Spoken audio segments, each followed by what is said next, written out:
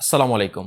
আপনার কি একটা পিসি বিল্ড করার প্রয়োজন, কিন্তু পিসি বিল্ড সম্পর্কে খুব একটা ধারণা আপনার নেই, এমনকি আপনি পিসি পার্টসগুলো ঠিকঠাক চিনেন না?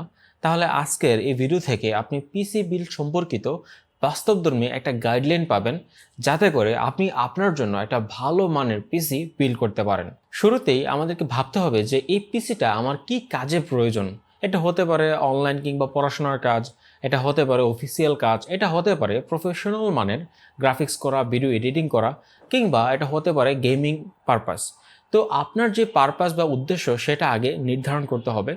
এই পারপাস বা উদ্দেশ্য নির্ধারিত হলে আমরা দ্বিতীয় স্টেপে যেতে পারি, সেটা হচ্ছে বাজেট নির্ধারণ করা। আপনার যে উদ্দেশ্য, সেই উদ্দেশ্যের সাথে আপনার যে বাজেট সেটাকে আমাদেরকে ম্যাচ করাতে হবে।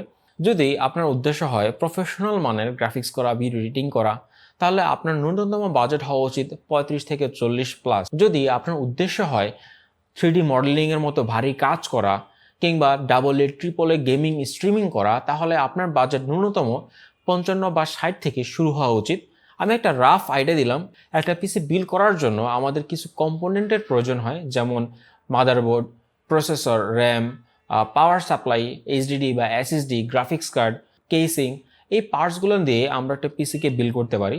এবার কোন মাদারবোর্ড প্রসেসর কেমন পারফরমেন্স দিবে, সেই মাদারবোর্ড প্রসেসর আপনার কাজটা করতে পারবে কিনা, এমনকি কোন মাদারবোর্ডের সাথে কোন প্রসেসর যাবে, কোন র্যাম যাবে, এই বিষয়গুলো নিয়ে আপনি কিছুটা স্টাডি করতে পারেন। আশা করি আপনি কেমন পিসি বিল্ড করবেন সেই সিদ্ধান্ত আপনি নিয়েছেন, এবং আপনি আপনার বাজেটও নির্ধারিত করেছেন।